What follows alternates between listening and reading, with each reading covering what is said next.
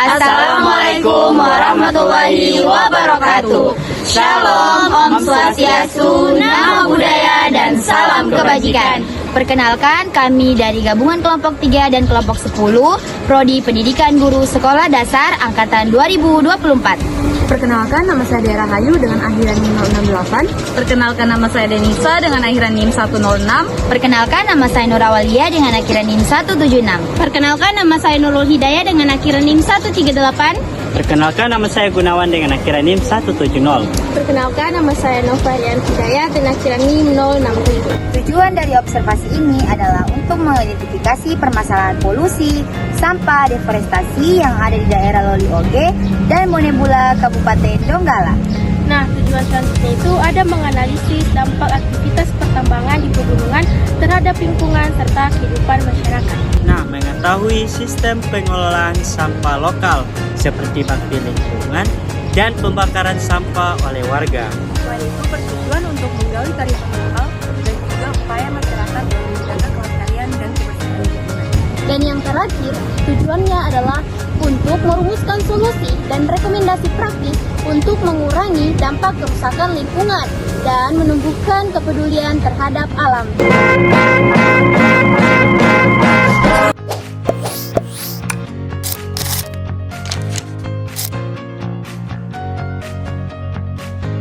Yang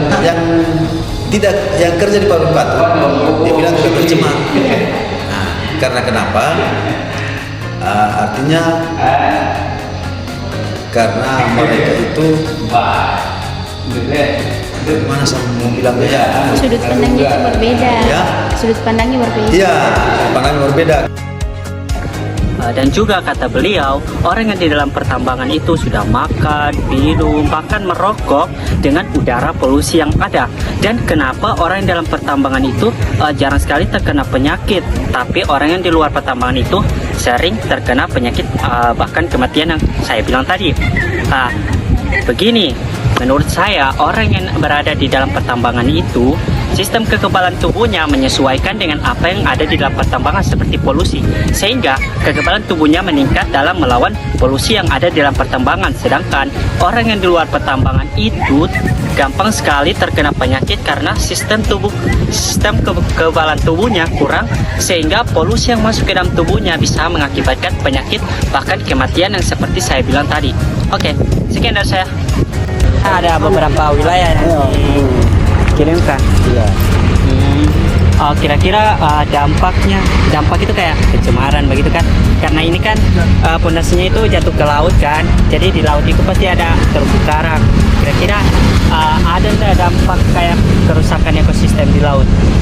Ya, kalau masalah itu kita kurang tahu juga. Atau kayak ya sih. Tapi kalau yang masuk di dalam laut ada sih, tapi belum dilihat lebih dekat lagi kan.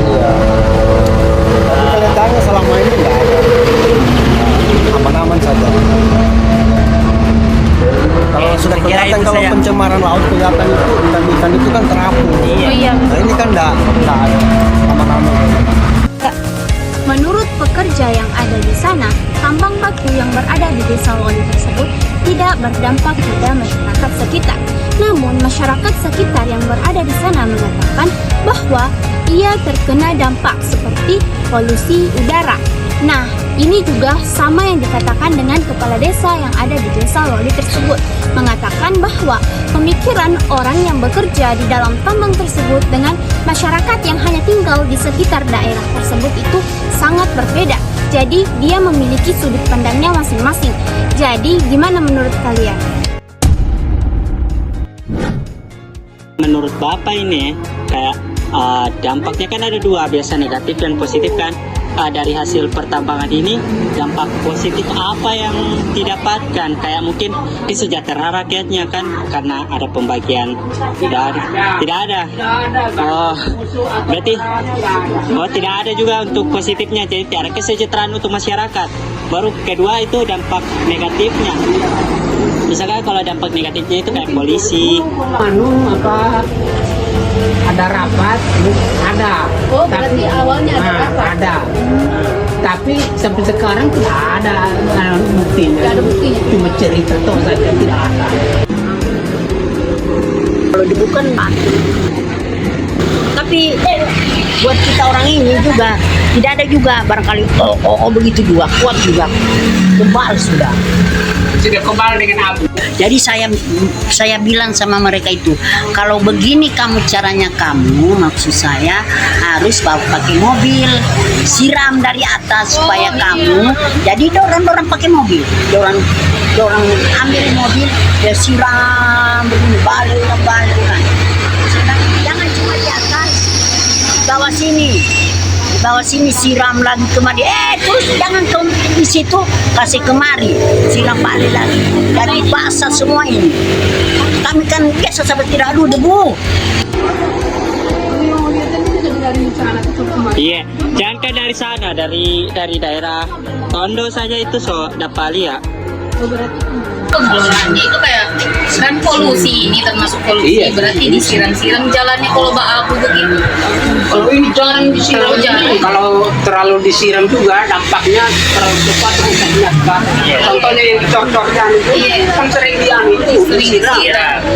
Jadi hilang sudah ini, berarti minyak-minyak itu kalau dia bisa terganggu. Contohnya sudah yang dicor-corkan karena sering disiram cepat ada bisa pakai semen. Berarti dari dulu ada ini. Belum ada, masih hutang-hutang. Berarti dulu banyak rumah juga di sini. Enggak, pohon serikaya. Oh, Pohon kebun serikaya. kita bang semua dialihkan jadi Orang timbun kebun hutang. Ini hutang. Jadi sekarang mereka ambil batu itu terus buang di situ. Jadi di bawahnya itu ada kapal, ada mobil dimuat ke tongkang.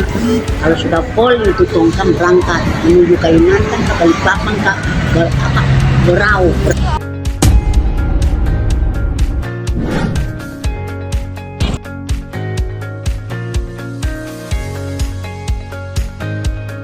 Jadi Bapak kan setelah saya melihat kondisi pantai, tentunya sampahnya itu bisa dibilang kurang.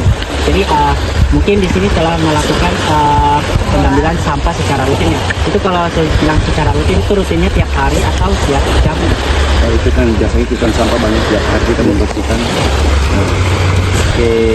Tong sampah buang itu habis itu kita kumpul baru kita bakar. Dan jangan sampai dia kan terhambur di situ. Semua yang ada di sini. Jadi cara pengolahannya itu dibakar ya? Dibakar. Biar tidak banyak berserakan. Ya. Ternyata setelah ditelusuri, wilayah pantai yang tadinya itu merupakan tempat penyimpanan hasil dari pertambangan itu merupakan hasil deforestasi dari hutan-hutan dan juga perkebunan warga sekitar. Jadi teman-teman, pasir atau batu-batu kecil yang kita lihat di sepanjang Jalan Donggala itu akan dikirimkan ke Kalimantan atau lebih tepatnya di IKN. Teman-teman tahu tidak bahwasanya dalam pengelolaan pertambangan sindang batu putih yang bertempat di Desa Lolioge, Kabupaten Donggala, memiliki pengelolaan dengan cara menyiramkan air ke jalan.